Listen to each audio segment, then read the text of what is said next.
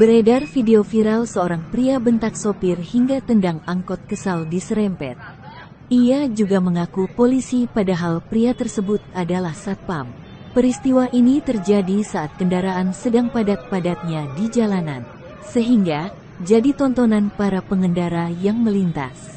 Seseorang merekam peristiwa tersebut dari kejauhan dan viral di media sosial. Sebuah akun Instagram @andreli_48 Kamis, tanggal 9 Februari tahun 2023, turut mengunggah video viral itu.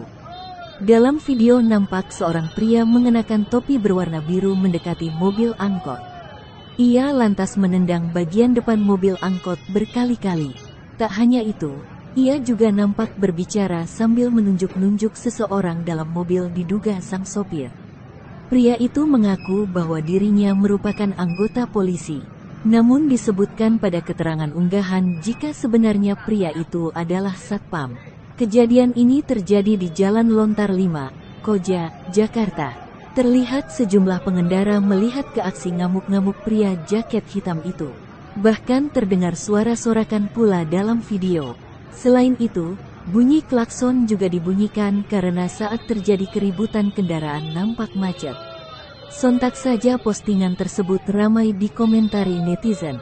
Ada yang membela si bapak satpam, namun juga ada yang membela sopir angkot.